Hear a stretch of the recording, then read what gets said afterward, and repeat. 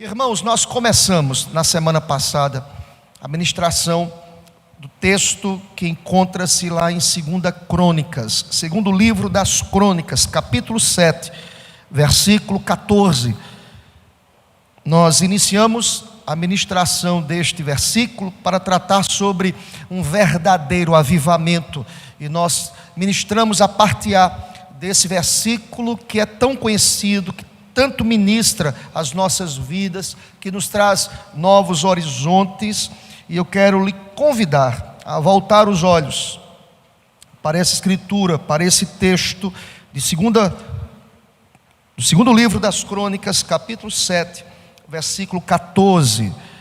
E eu queria convidar toda a igreja para que juntos possamos ler esse verso 14. Todos juntos. Se o meu povo, que se chama pelo meu nome, se humilhar, orar e me buscar, e se converter dos seus maus caminhos, então eu ouvirei dos céus, perdoarei os seus pecados e sararei. Eu creio nessa promessa. Deus é fiel. Irmãos, isso traz ao coração da gente tanta alegria. Eu não sei os irmãos, mas quando eu olho para esse texto, há no meu coração esperança renovada. Não por causa dos nossos méritos, não por causa das nossas forças, mas por aquilo que Deus propõe aqui, por aquilo que de fato a Escritura nos orienta aqui. Vejamos, irmãos, a minha proposta não é repetir o que disse semana passada, mas eu preciso apenas introdutoriamente, à guisa de introdução, lhe levar ao contexto dessas palavras proferidas pelo próprio Deus, como resposta de maneira aliancista, como aliança ao povo, a Salomão, ao seu povo que se chama pelo seu nome. Nós sabemos que o pano de fundo deste capítulo 7 é justamente a construção do templo. Salomão termina a construção do templo e Salomão se apresenta em culto a Deus, diante de Deus, e lhe faz uma oração. Eu só vou entender se eu volto um capítulo 6, que nós destacamos semana passada, versos 28, 29 e 30. Acompanha comigo a leitura, capítulo 6, versos 28, 29 e 30. Lembrem-se, templo construído, acabado, todas as nuances do templo, todos os pormenores do templo, todos os detalhes do templo foram ditos e ditados pelo próprio Deus. Salomão, como servo, obedece à ordem do Senhor. E, vejam bem, o texto irá dizer o seguinte, que ele ora ao Senhor no capítulo 6, e a partir do verso 28, ele levanta alguns questionamentos a Deus. Acompanha comigo. Deus, quando houver fome na terra, ou peste, doença, quando houver crestamento ou ferrugem, gafanhotos e lavras, quando o seu inimigo cercar em qualquer das suas cidades, ou houver alguma praga ou doença, toda súplica, oração e súplica que qualquer homem ou todo o teu povo de Israel fizer, conhecendo cada um a sua própria chaga e a sua própria dor, e estendendo as mãos para o rumo desta casa, ó Deus, ouve tu dos céus, lugar da tua habitação, perdoa e dá a cada um segundo todos os seus caminhos, já que lhe conheces o coração, porque só tu és conhecedor do coração dos filhos dos homens. Seja bendito o nome do Senhor. Salomão se apresenta, Salomão ora, Salomão apresenta a sua própria mazela. Deus, o Senhor conhece o meu coração. Não tem como procurar subterfúgios na nossa conversa com Deus. Nós escondemos quem somos do nosso cônjuge, nós escondemos às vezes quem somos dos nossos filhos, nós escondemos às vezes da igreja, da liderança, mas Salomão, conhecedor dos desígnios, da onisciência de Deus, da profundidade da relação de Deus estabelecida com os homens, diz: Senhor, o Senhor conhece o coração da gente. Deus responde, e a resposta é justamente o versículo que lemos a partir do verso 12 do capítulo 7, aí volta lá para o capítulo 7, a partir do versículo 12, diz a palavra: de noite apareceu o Senhor a Salomão e lhe disse: eu ouvi a tua oração e escolhi para mim este lugar para a casa do sacrifício. Nós conversamos um pouco, irmãos, acerca do versículo 13, quando Deus responde a Salomão. Deus diz a Salomão: Salomão, veja bem, eu posso agir com peso sobre a nação, eu posso instaurar uma crise na agricultura, que era fonte de sobrevivência do povo. Olha para o verso 13: se eu cerrar os céus, de modo que não haja chuva, ou se eu ordenar aos gafanhotos que consumam a terra. A sustentabilidade desse povo era agrícola, gente. Olha que Deus está dizendo: Ele é poderoso para fazer o que lhe apraz. Ele é poderoso para agir em sua livre agência. Ele tem uma economia, Ele mesmo estabelece todas as coisas. Ele diz: se eu fizer isso, eu sou Deus para agir, para enviar gafanhotos. Olha o texto, ele não apenas fala sobre tirar a estabilidade financeira, da sobrevivência do povo. Ele diz: se eu enviar, verso 13, peste. A palavra peste aqui diz respeito à doença. Eu posso pesar a mão. Eu até lhes disse domingo passado que a pandemia revela-nos o pesar da mão do Senhor Deus.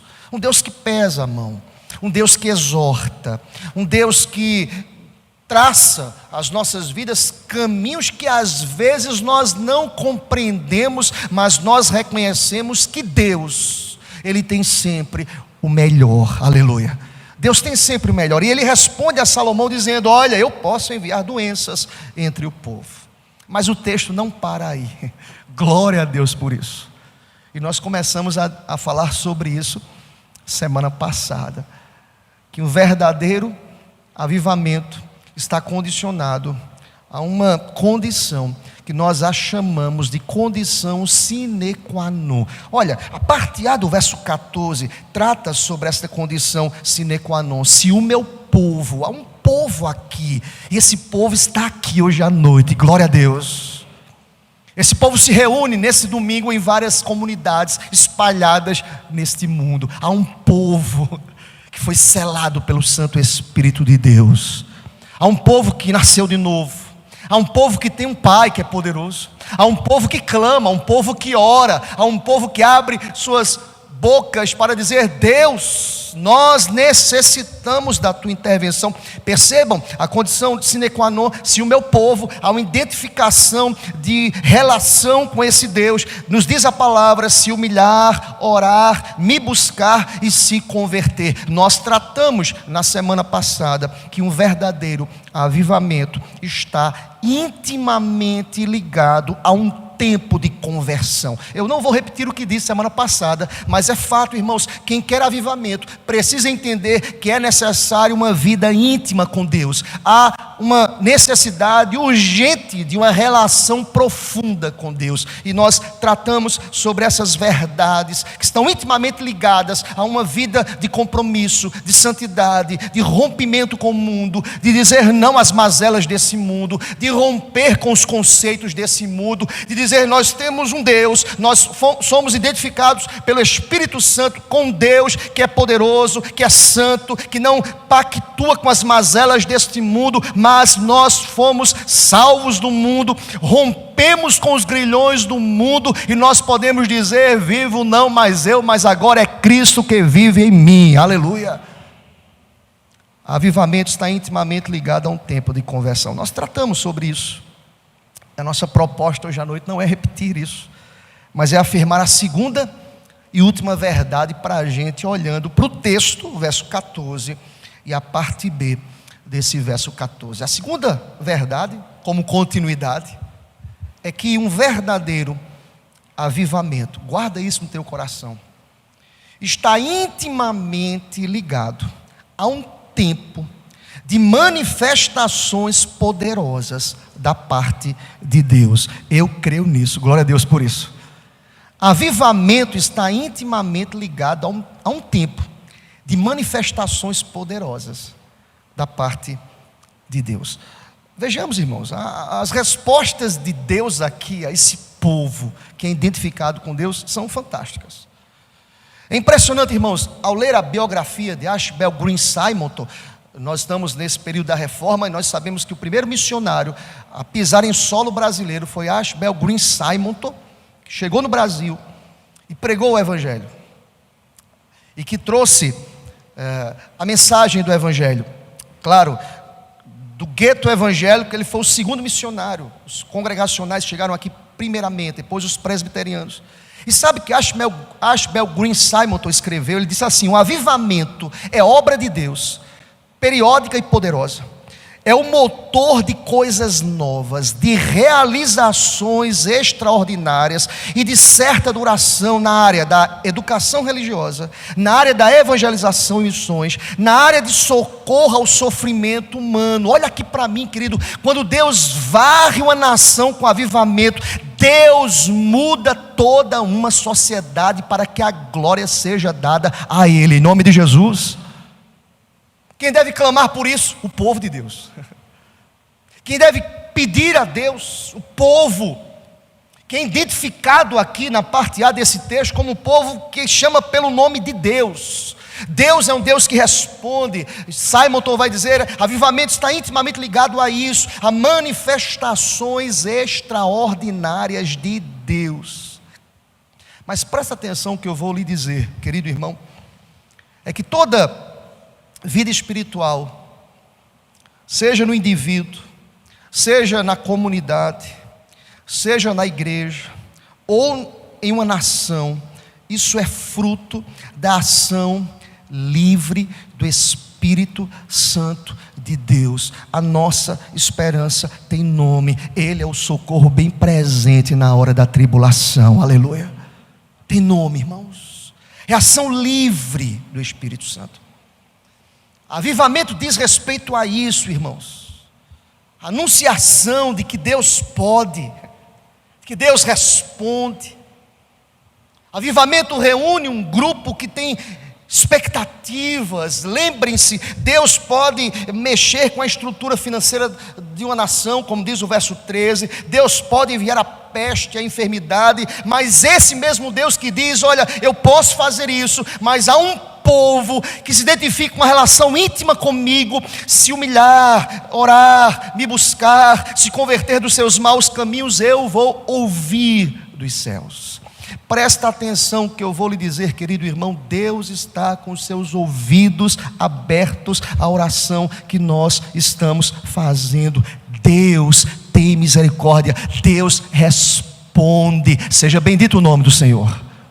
Deus responde. E aí, queridos, sem delongas, eu quero destacar as 3 respostas que Deus coloca a Salomão e ao povo. Percebam, os resultados das manifestações ou da manifestação de Deus no meio do seu povo. Lembre-se, eu estou lhe dizendo nesta noite que avivamento está, ou um verdadeiro avivamento está intimamente ligado a manifestações poderosas de Deus. Não é o homem que agenda isso, não é o homem que tem a liderança dessas manifestações, não é o homem que determina isso, não é o homem que tem o controle das situações, não. Deus traz para si. Deus diz a Abraão: eu sou a resposta para a oração de vocês. Eu quero lhe dizer nesta noite, Deus é a resposta para a tua casa, Deus é a resposta da igreja, Deus é a resposta dessa nação. Deus é o Senhor que está assentado no trono e nos diz nesta noite, como resposta ao meu e ao seu coração: então eu ouvirei dos céus. Glória a Deus por isso. Você pode dizer amém por isso, querido irmão? Deus ouve. Às vezes nós temos a impressão que Deus está em silêncio. Será que Deus está ouvindo alguma coisa? Eu não sei vocês, mas a impressão que nós temos às vezes é que Deus não está ouvindo nada. Mas presta atenção, o texto aqui nos garante: eu ouvirei. Há uma promessa aqui, irmãos, que Deus está atento, que Deus nos conhece, que Deus sabe das nossas limitações. E o avivamento revela-nos isso, manifestações incomuns do Espírito Santo de Deus. Ele ouve, Ele transforma, Ele cura, Ele liberta, Ele salva, Ele muda situações, porque Ele não está submetido a ninguém. Pelo contrário, aquele que ouve, aquele que tem o controle de todas as coisas, em nome de Jesus. Deus está no controle, não esquece disso. Aquele que diz, eu escuto, Ele está aqui hoje à noite para dizer isso ao meu coração. Ele escuta, meu irmão. Não fica angustiado não, Ele escuta, Ele sabe o que é melhor para a gente. O melhor de Deus, às vezes é a prova, é o deserto, é o sofrimento. Mas presta atenção, há uma promessa, aquele que escuta nos diz, eu estarei convosco todos os dias. Ininterruptamente Ele estará conosco. Ele está aqui comigo hoje, com você hoje, Ele estará amanhã. Deus é fiel, Ele nos escuta. Irmãos, é interessante quando nós tratamos sobre essa ideia de que Deus está com seus ouvidos abertos. Há vários textos das Escrituras que revelam essa verdade. Não apenas 2 Crônicas 7,14. Se você for rapidamente comigo, um exercício bíblico, ao Salmo 85, versículos 4 a 7. Deixa o texto separado de 2 Crônicas, Salmo 85, versos 4 a 7, diz a palavra, torna-nos a trazer, ó Deus, da nossa salvação, e faze cessar a tua ira de sobre nós. Acaso estarás sempre irado contra nós? Estenderás a tua ira a todas as gerações, não tornarás a vivificar-nos, para que o teu povo se alegre em ti. Mostra-nos, Senhor, a tua misericórdia e concede-nos a tua salvação. Eu poderia citar também Jeremias 33:3, clama-me e responder-te-ei, anunciar-te-ei coisas grandes e firmes que não sabes. Clame. Ele nos diz, há vários textos que nós podemos entender que Deus nos direciona a buscarmos, a orarmos na perspectiva correta e centrada nas Escrituras de que Deus nos ouve. A promessa aqui é, então eu ouvirei. Deus está com seus ouvidos abertos, é a orientação dele. Pedi e dá-se-vos-á, buscai e achareis, batei e abri-se-vos-á, pois todo o que pede recebe, o que busca, encontra. A quem bate, abrir-se-lhe-á a porta. Qual dentre vós que é pai, e um filho lhe pedir pão, lhe dá uma pedra? Ou se lhe pedir um peixe, lhe dará em lugar do peixe uma cobra? Ou se lhe pedir um ovo, lhe dará um escorpião? Ora, se vocês são maus e sabem dar boas dádivas aos vossos filhos, quanto mais o Pai Celestial dará o Espírito Santo àqueles que lhe pedirem. Deus está com seus ouvidos abertos. Às vezes nós imaginamos, meu Deus, como resolver? Olha aqui para mim, querido, nenhum de nós podemos resolver, mas Deus pode. E sabe a quem nós estamos clamando? A Ele. A resposta certa dos lábios vem de quem, irmãos? Do Senhor. O homem pode fazer planos, o homem pode conjecturar, o homem pode sonhar, o homem pode vislumbrar, o homem pode fazer uma série de coisas, mas a resposta certa dos lábios vem daquele que nos ouve.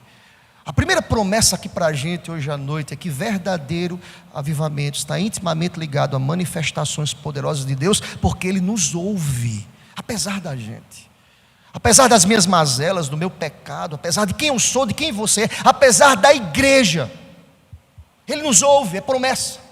Apesar dos nossos erros, dos nossos tropeços, apesar daquilo que nós agimos, das nossas ações e reações, há um Deus que está com os ouvidos abertos. Isso é esperança para o povo de Deus, aleluia.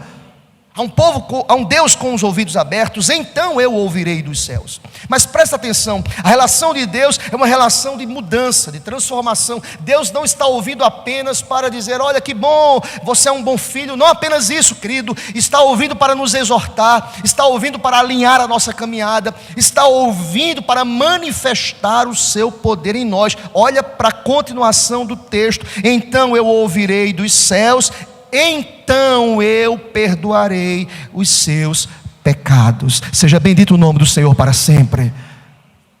Avivamento está intimamente ligado à vida de santidade, irmãos. Deus perdoa pecados. É impressionante, eu disse semana passada, o que eu já li sobre avivamentos, eu percebi que os avivamentos, durante esse período de avivamento, há uma concepção de santidade de Deus muito grande. Isso gera no coração dos filhos de Deus uma concepção exata de quem nós somos no processo de avivamento. Há um descortinar das nossas almas. Quando Deus trata com a gente, há uma consciência de que sou pecador. Forçosamente, o Espírito vai ali, entendam com forçosamente, tá gente, tá certo, queridos? Gerando num contexto ali mudanças abruptas, às vezes, irmãos, de um contexto de infidelidade para um contexto de fidelidade. Isso é uma quebra, uma ruptura de um contexto de mentira para um contexto de verdade, de um contexto de mazelas sociais para um contexto de bênçãos. Deus age, Deus sara, Deus transforma, Deus perdoa, porque nós entendemos que a nossa relação com Deus é uma relação que nós a chamamos de graça, de favor que nenhum de nós merecemos. Deus é aquele que perdoa os pecados e muda a condição de um povo. Avivamento está intimamente ligado a manifestações poderosas da parte de Deus, e essas manifestações geram da igreja vida santa. Seja bendito o nome do Senhor para sempre. Vida com Deus. Eu quero lhe dizer nesta noite, em nome de Jesus, que avivamento está intimamente ligado com confissão de pecados.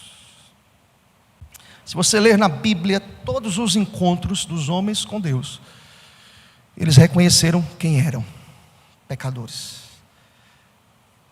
Você quer avivamento na sua casa? Amém, meu irmão? Tem que ter uma relação íntima com Deus de confissão de pecados. Tem que dar nomes aos pecados. Deus, me perdoa por isso, por aquilo. Perdoa a minha casa, Senhor, por isso. Avivamento está intimamente ligado com uma relação de confissão sincera e séria diante de Deus. Não é pedir perdão no atacado, irmão. Olha, Deus, me perdoa. Tem gente que pensa que confissão é: Deus, me perdoa. É dizer o nome: Deus, me perdoa por isso. Eu sou falho nisso. Eu sou pecador por isso. Eu preciso de Deus por isso. Eu erro com o Senhor Deus por isso. Dê nomes. A palavra de Deus nos diz que Deus é fiel para nos perdoar de toda e qualquer injustiça. Seja bendito o nome do Senhor. Eu já contei aqui que o reformador, nós estamos no mês da reforma, Martinho Lutero, certa vez ele escreve num papel todos os seus pecados e começa a descrever, elencar os pecados. Eu sou falho nisso, eu sou limitado nisso, eu sou inclinado ao mal nisso. Fez uma lista de pecados. E o primeiro ente que o acusou foi sua mente, que diz assim: olha, está vendo, você é um pecador. Mas ao final da lista que Martinho Lutero fez, ele colocou embaixo: mas o sangue de Jesus me purificou e me purifica de todo pecado. Glória a Deus. Deus seja louvado, irmãos. Avivamento está intimamente ligado a manifestações do poder de Deus. O perdão, querido, é uma manifestação do poder de Deus. Diz a palavra: então eu perdoarei, eu vou agir, eu vou soprar nesse povo, eu vou mudar as mazelas desse povo. Deus é um Deus perdoador. Mas uma terceira e última verdade que está intimamente ligada às manifestações poderosas do Senhor, que para o coração da gente cria uma expectativa de esperança. Finalzinho do verso 14 diz: então eu sararei a sua terra. Repita comigo, querido: então eu sararei a sua terra. Você crê nisso? Eu creio. Glória a Deus por isso. Há um Deus que sara a terra. Lembre-se, o verso 13, que é o contexto imediato, nos diz que Ele é poderoso para botar e mudar as circunstâncias econômicas de um povo, dizendo: eu vou pesar, eu vou mandar gafanhotos, eu vou tirar estabilidade financeira, eu vou enviar enfermidades. Mas esse mesmo Deus que coloca condições sine qua non, diz assim: olha, vocês precisam se humilhar, precisam me buscar, precisam clamar por avivamento, eu vou ouvir dos céus, eu vou perdoar pecados, eu sou poderoso. Tão somente Deus é poderoso para sarar uma terra. E esse Deus que prometeu aqui a Salomão também nos diz nesta noite: eu sou poderoso para sarar a terra. Aleluia.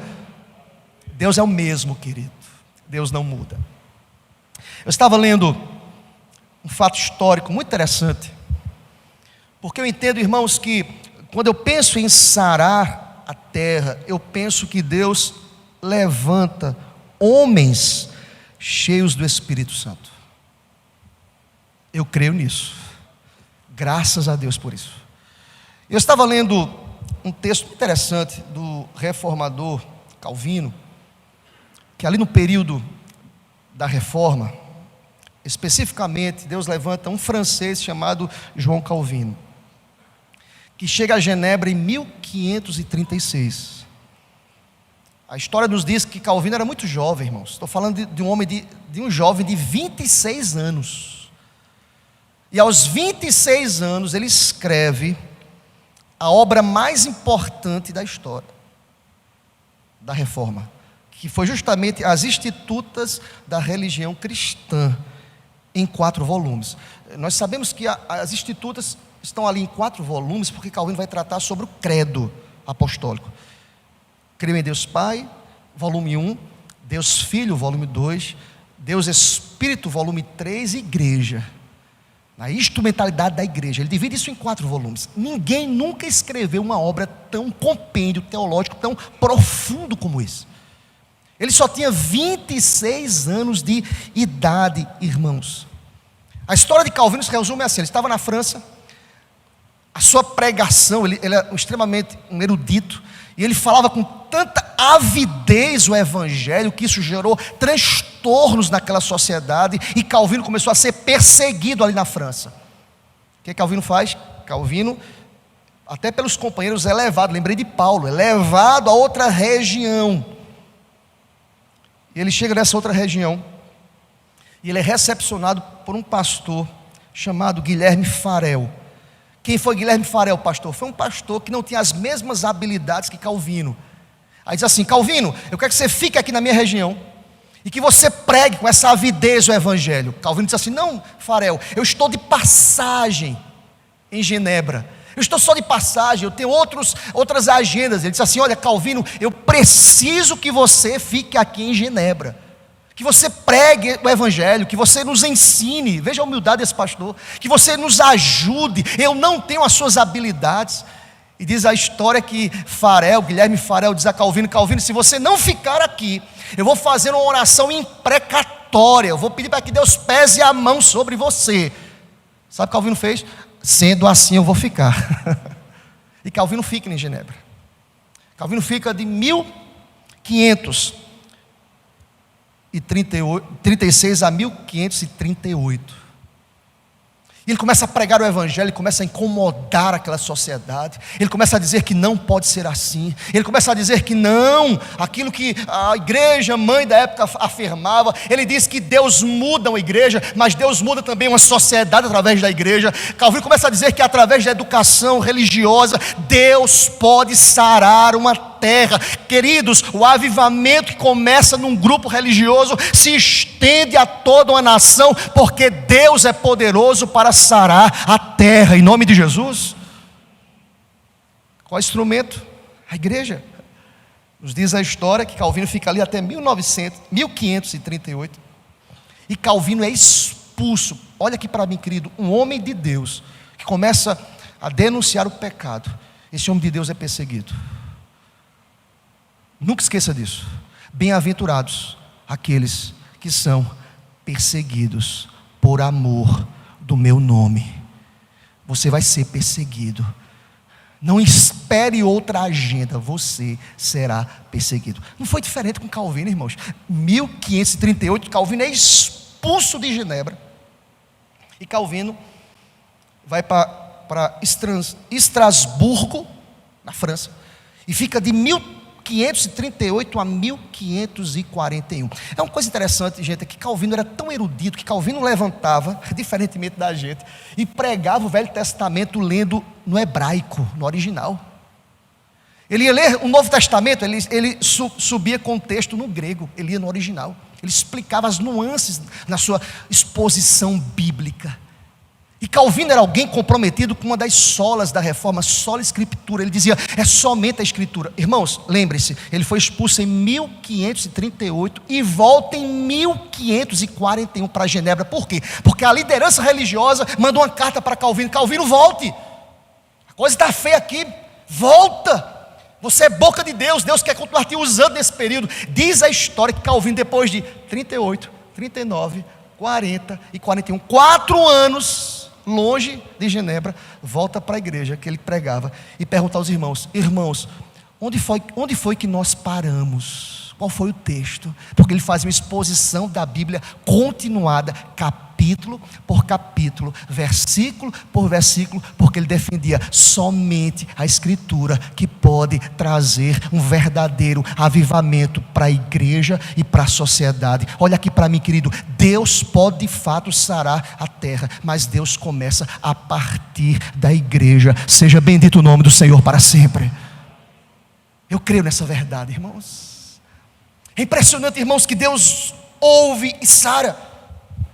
E o que aconteceu lá, pastor, em Genebra? Genebra se tornou um exemplo naquele contexto da reforma. Geograficamente uma cidade pequena, mas Calvino defendia ao lado de cada igreja uma escola, uma educação abençoada, uma educação alicerçada nas Escrituras, onde os princípios são norteados pelo próprio Deus. Deus responde e sara a terra, porque Deus é fiel, aleluia. É impressionante, irmãos, o que acontece naquele contexto, pastor? Em Genebra, mudanças políticas, econômicas, sociais e morais. Seja bendito o nome do Senhor para sempre. Quem sara? Deus. Deus continua com os seus ouvidos abertos à oração que tem sido feita neste e em outros lugares. Seja bendito o nome do Senhor para sempre. Eu poderia citar outros exemplos. Eu poderia citar John Wesley, o grande avivalista, que lutou contra causas sociais na Inglaterra.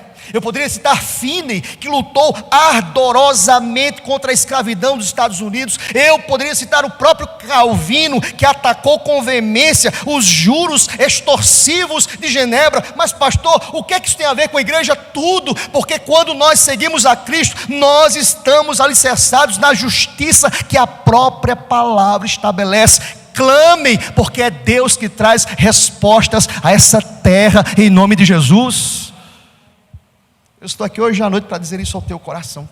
Clamemos, porque então eu ouvirei dos céus, eu perdoarei pecados e eu sararei a sua terra. Se você continuar o texto, eu quero concluir citando em leitura uníssona com a igreja, o versículo 15, eu quero lhe convidar a se colocar em pé em nome de Jesus. Verso 15.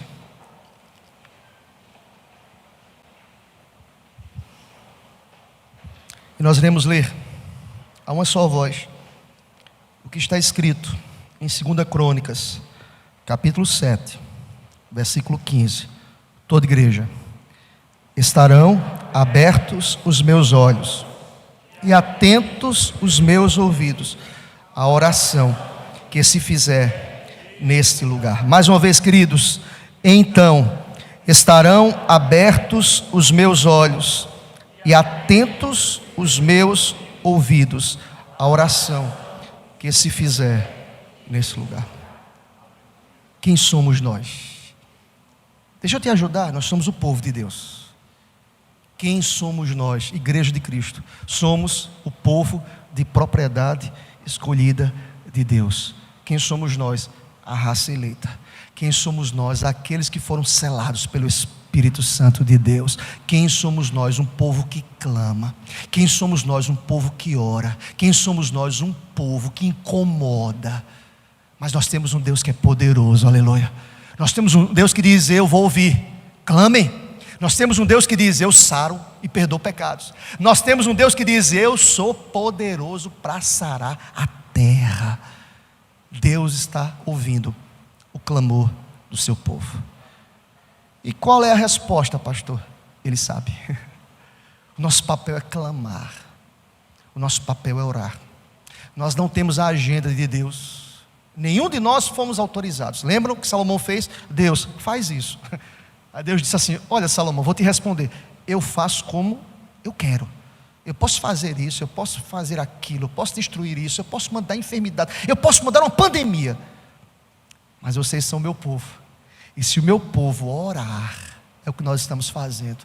Se o meu povo clamar, eu vou ouvir, eu vou perdoar pecados, avivamento é isso, e eu vou sarar a terra.